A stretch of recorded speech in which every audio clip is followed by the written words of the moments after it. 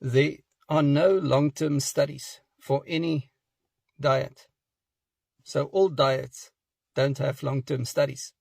It's unethical. You can't lock people up.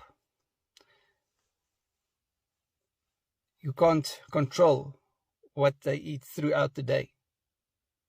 It's too expensive to have somebody follow someone and look over your shoulder the whole time. Also, it's unpractical. Many decades ago, they did long-term studies on prisoners, and they gave them a certain type of food, and then they did studies on them. But it's unethical today. You can't do it. So there exist no long-term studies. Even the recommended diet for pregnant women has no long-term studies because it's unethical to do it. So there exist no long-term studies. But I want to point you to video 53 on my blog, where Dr. Kendi Barry talks about 3 Journal of American College of Cardiology brought out 3 studies that prove that saturated fat is not bad for your heart. So this is the kind of studies that we can refer to. But that is not what you are referring to. You are referring to a long-term study. You get another type of study that people do, and that is, of course, through a food frequency questionnaire. And they hand a questionnaire out, and they ask people how much meat did you eat over the last 3 years. And they then determine what kind of illnesses are prevalent in that group. And then they point to the meat, and they would say, yeah, it's because of the meat that so many people got cancer. Now, that is nonsense. First of all, what were eaten with the meat? How was the meat prepared? Were there seed oils involved? Were there alcohol drank? Were there cold drinks drank? Was there carbohydrates eaten, starch eaten, etc.? But of course, it must be the meat. So many times they would refer to those kinds of studies and make conclusions because they are biased towards something. And then you get other types of studies that, when they don't like the outcome,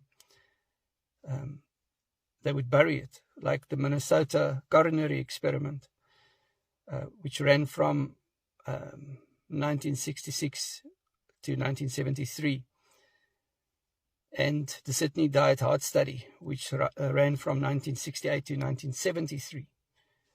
And they tried to prove that saturated fat is bad for you. With other words, animal fat. And they had 2 groups in both these experiments. One was unsaturated fat and the other was saturated fat. Unsaturated fat was canola and sunflower oil. And suddenly, for 16 years, these studies did not come out. And people went to investigate. And what they found was that the mortality rate was 62% higher for the people that were on the unsaturated fats. With other words, the canola and the seed oil group had more people dying than the saturated fats, the animal fats, the butter. So the people that sponsored these studies were not happy with the outcome. So they did not publish the mortality rate, and they hid the studies. But luckily these things come out now, and even the American Heart Association said you can eat as much saturated fat as you want. There's no risk for you. So I've got videos on that. Go to Q29, for instance, on my frequently asked question playlist on my YouTube channel, where I talk at length about the food guidelines and how they were influenced by industry, seed oil companies, sugar companies, grain companies, as I just explained. At the end of the day, the long-term effect is seen by people like myself who experience good health. If you go to my live playlist, you'll see that I interview people who reverse their type 2 diabetes. And that is the real long-term proof. People that are reversing their type 2 diabetes within 18 days. Whereas they could not reverse their type 2 diabetes with medication. Because medication can't reverse your type 2 diabetes. It can just help you to bring the sugar down, but it can't reverse it. And there's consequences for taking medication. There's effects on the body, for instance, your liver. But if you look at the risks of type 2 diabetes, it's got a 10.7 risk factor for heart disease. So, of course, heart disease is one of the leading causes of death. And if you want to reduce your risk of heart disease, it's the number one reason is type 2 diabetes, and we're reversing it with the carnivore diet. Type 2 diabetes is a 10.7 risk factor for heart disease, according to the Women's Health Initiative study of 28,000 women that they did in America. And then obesity as a 4.3 risk factor, metabolic syndrome as a 6.0 risk factor, and high blood pressure as a 4.5 risk factor. And all of those things we are reversing with the carnivore diet.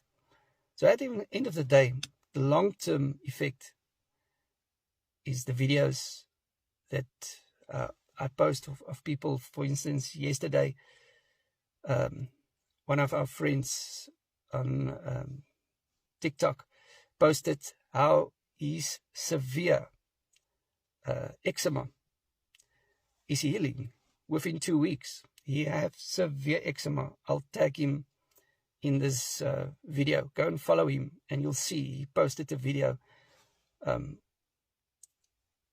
and you can physically see how his eczema is disappearing, and he had severe eczema, and his skin starts to look beautiful.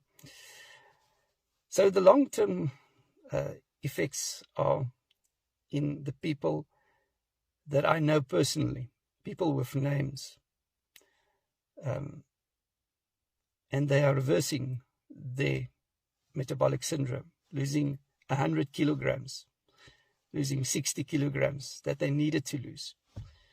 Go and look at video number 92 on my blog as well, carnivoreway.blogspot.com. If you click this photo profile, you'll see that obesity has a high risk for certain type of cancer. So you absolutely want to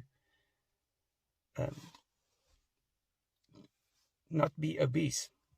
High insulin levels, for instance, in one particular study, has a mortality risk of 90% if you have cancer. And of course, if you are eating a lot of carbohydrates and you're insulin resistant, you will have high levels of insulin. High levels of insulin as well upregulate your salt retention on your kidneys. Then you have high blood pressures. So that's why we reverse high blood pressure with the carnivore diet. Also check out video number 128 on my blog about a Harvard study that was done on 2,000 carnivore diet followers over a 6 months period. And they reversed type 2 diabetes, metabolic syndrome, and various other illnesses and complaints in their body, and saw an overall improvement in their health. Video 128 on my blog. Click the photo profile and find my blog link, carnivoreway.blogspot.com.